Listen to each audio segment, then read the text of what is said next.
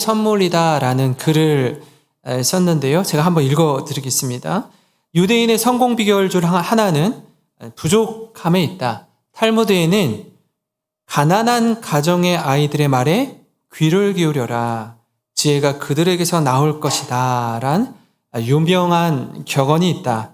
유대인은 부족함을 최고의 선물 삼아 유일한 자원인 두뇌 개발을 위한 교육에 집중하여 오늘의 성공을 일구었다. 이런 글을 기록했습니다. 여러분, 부족함은요, 어떤 이에게는 실패의 핑계가 되기도 합니다. 이게 없어서, 저게 부족해서 내가 실패할 수밖에 없었다라고 말하는 거죠. 근데 또 어떤 이에게는 성공의 원인이 되기도 합니다. 이건 여러분 선택하셔야 되는데요. 내가 부족함 탓에 실패했다 라고 말씀하시면서 살 것인지, 아니면 부족함 덕분에 성공했다 라는 표현을 쓰게 될 것인지는 여러분의 선택에 달려 있습니다.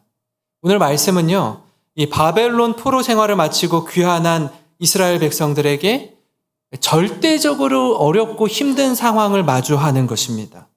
소위 부족함 그 자체였습니다. 그런 상황에서 다시 리스타트 하는 거예요. 다시 시작하는 거예요. 그러니까 황폐한 땅에서, 아무것도 없는 그 땅에서, 과거의 상처로 얼룩진 땅에서 다시 시작하는 겁니다.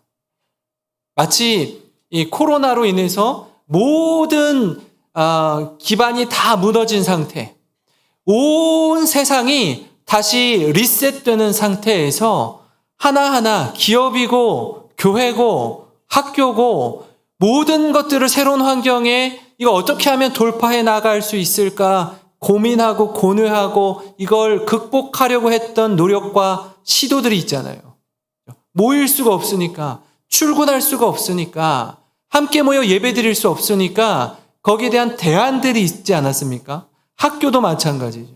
교회도 마찬가지고 사업과 기업도 마찬가지였습니다. 그런 얼룩진 땅에서 저들이 다시 시작하는 겁니다. 사실 저들에게 전해진 이 예루살렘으로 귀환해도 좋다. 누구든지 자원하는 자든 가라. 라고 말했지만 이 메시지부터 이 고레스 칙령으로부터 이걸 들은 유대인들에게는 사실 저들의 마음을 이렇게 뒤흔드는 사건이기도 했을 거예요. 왜냐하면 70년을 바벨론 땅에서 지냈단 말이에요. 여기 너무 익숙해졌어요. 이제 여기 살아도 별 문제가 없습니다.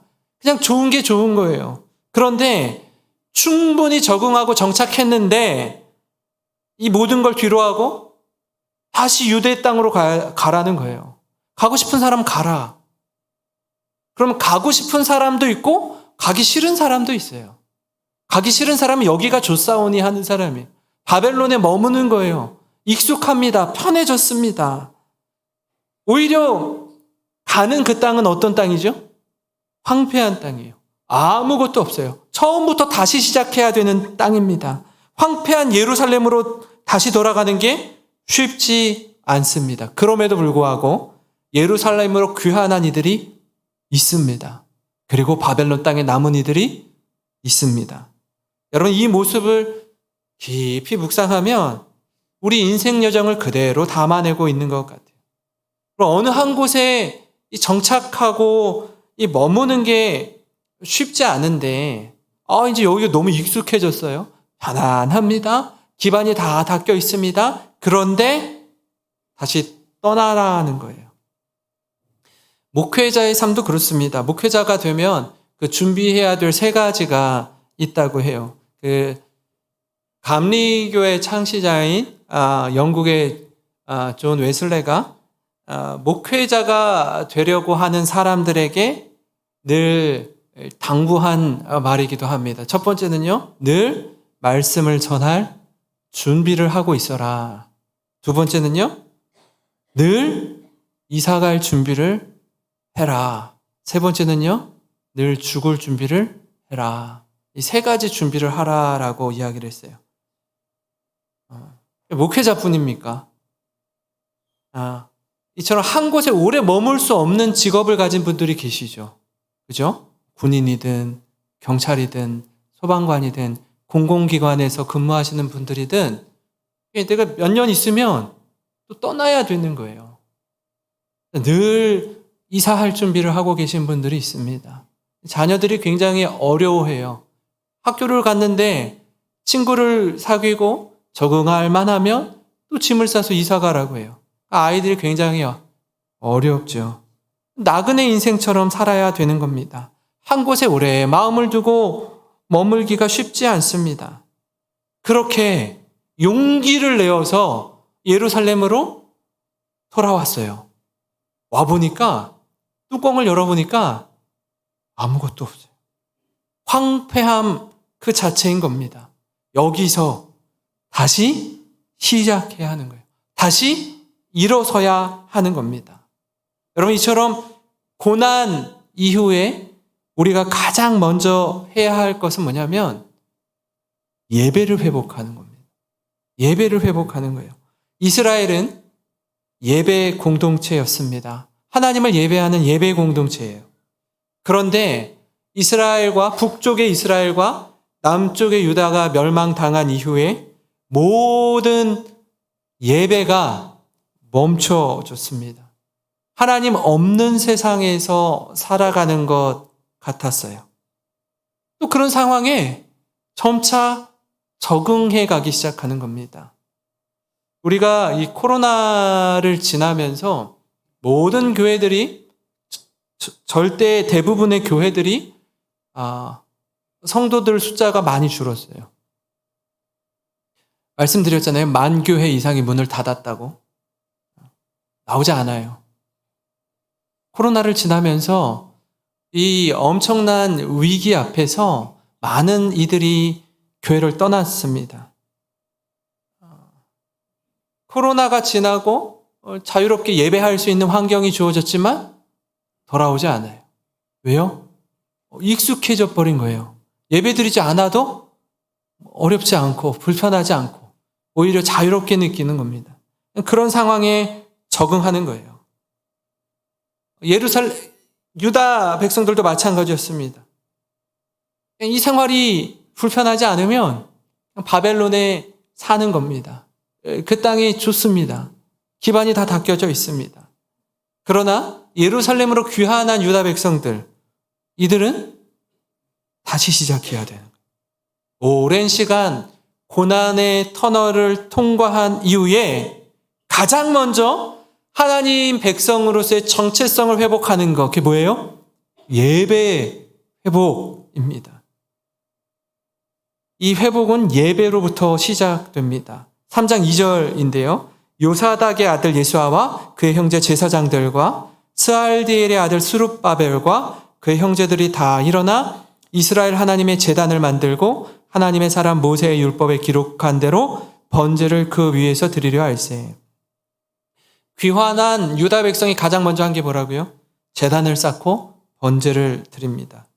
예루살렘 성전, 이 하드웨어, 이 건물을 짓는 것보다 앞서서 한 게 뭐예요? 예배 드리는 거였어요.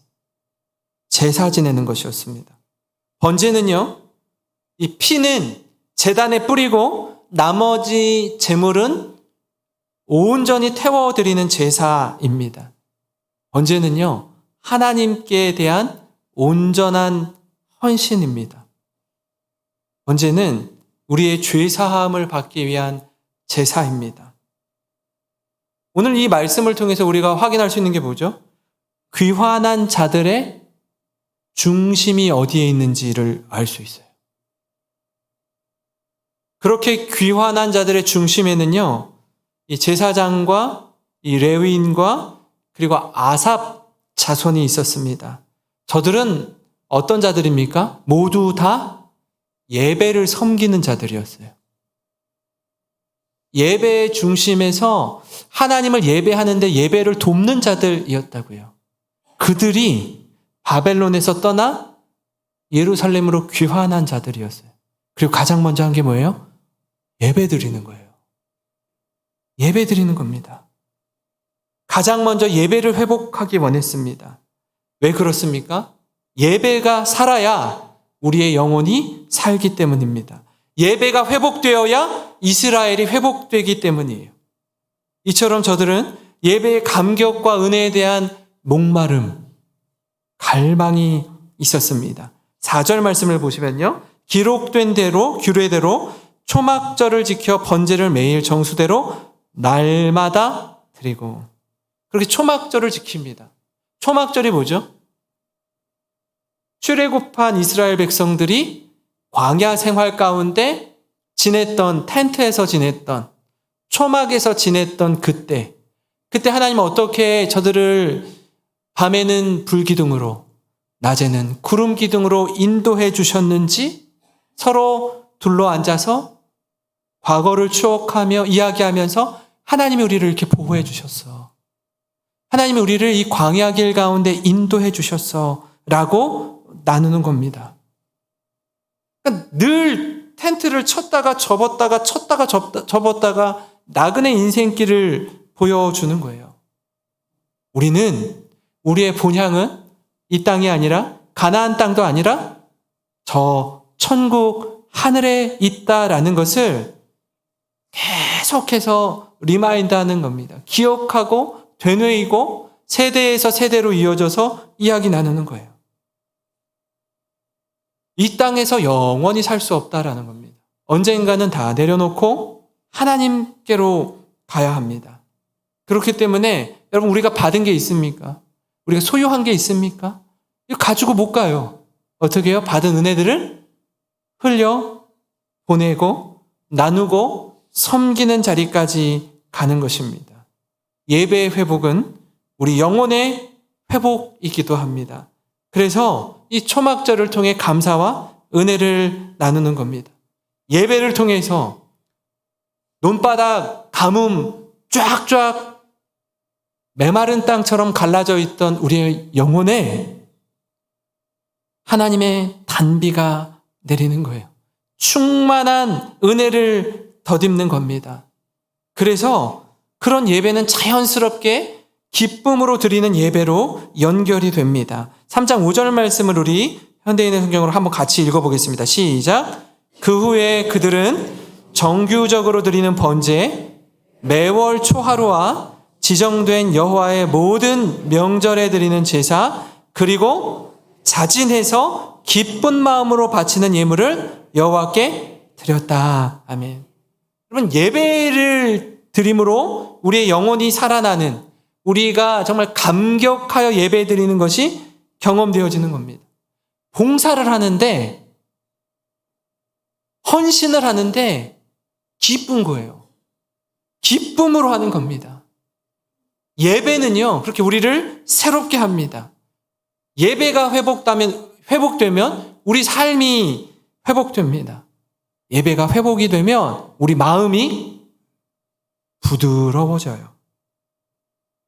저들에게 예배가 얼마나 중요했는지 우리가 알 수 있는 대목이잖아요. 예루살렘 성전에 기초공사도 하지 않았어요. 건물 짓기 전이에요. 건물보다 중요한 게 뭐예요, 지금? 예배예요, 예배. 가장 먼저 예배를 드린 겁니다. 3장 6절에 이와 같이 그들은 아직 성전 기초 공사도 하지 않았지만 7월 1일부터 여호와께 제사를 드리기 시작하였다. 믿습니까? 성전을 짓지도 않았어요. 사람밖에 없어요. 황폐한 땅에서 뭐예요? 예배 드리는 거예요. 돌아온 자들의 마음 중심이 가장 중요한 겁니다. 마음이 있어야 예배합니다. 억지로 예배 드릴 수 없어요. 억지로 끌어다가 앉힌다고 예배 드리는 게 아니에요. 누가 시켜서 하는 건요, 얼마나 힘이 드는지 모릅니다. 마음을 들이지 않은 일은 아무리 쉬운 일이라도 격렬하게 아무것도 하고 싶지 않은 마음이 막 올라와요. 근데 유다 백성들은 가장 먼저 이 마음을 하나님께 드렸어요. 마음을 드리는 거예요. 이게 우리에게 너무 중요합니다. 왜냐하면 마음이 없으면 단 한 번의 예배도, 일주일에 단 한 번 나와서 드리는 예배도 하나님께 온전히 드릴 수 없기 때문입니다. 에스라서를 통해서 우리가 깊이 묵상해야 될 것 중에 하나는 뭐냐면 마음이에요, 마음. 예루살렘 성전의 재건보다 더 중요한 건 상한 마음의 회복입니다. 상한 마음 그대로 하나님께 나오는 거예요. 하나님, 이게 너무 힘들어요. 저게 너무 힘들어요. 하나님, 어떻게 해야 됩니까? 예배를 통해서 가장 먼저 우리의 상한 마음이 하나님 앞에서 회복되어야 합니다. 예배에 감격이 있는 거예요. 하나님, 내가 이렇게 힘들었는데, 내가 이렇게 상처받았는데, 내가 이렇게 억울한데, 예배 가운데 하나님의 은혜와 사랑을 경험하는 것입니다. 저들이 그랬던 것처럼 우리도 마찬가지입니다.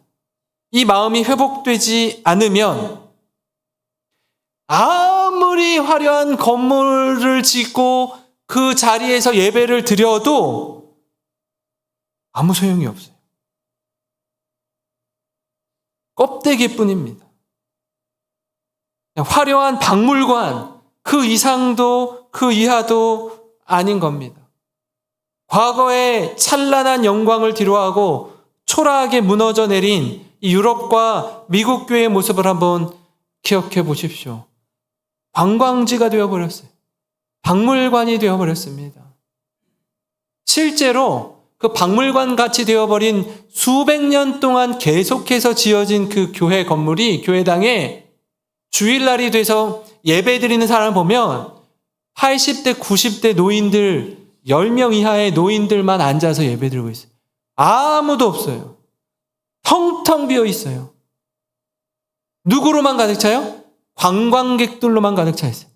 사진 찍느라 바빠요. 과거에 이 교회가 이랬었대. 이 교회 건물이 몇백 년 된 건물이래. 그것 말고는 남는 게 없어요. 무슨 얘기까지 들리냐면 그 10명도 채 안 되는 사람들의 그 헌금으로 이제 예배당 건물을 유지 보수할 수도 없게 되었다라는 거예요. 이게 그저 남의 이야기가 아닌 게 지금 우리 한국 교회 곳곳에서 일어나는 가슴 아픈 일이기도 합니다. 교회는요, 사람이에요.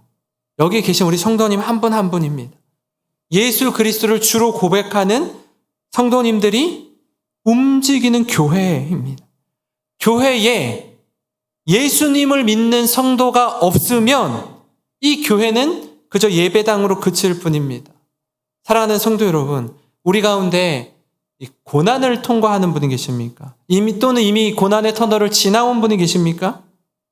고난 이후에 가장 먼저 회복되어야 할 것은 예배입니다. 예배예요. 제가 신방을 가서 우리 권사님들랑 이야기를 나누다 보면 몇몇 분들이 이렇게 말씀하세요. 목사님, 전에는요, 모든 공예배에 빠지지 않고 참여를 했어요. 나이가 들고 시간이 흐르고 육신이 약해지고 하다 보니까 마음이 사그라들더래요. 저한테 죄송해요. 저한테 죄송할 일이 어디 있어요. 예배에 참석을 잘 못해서 죄송하대요. 우리가 하나님을 예배하는 거 아닙니까? 하나님을.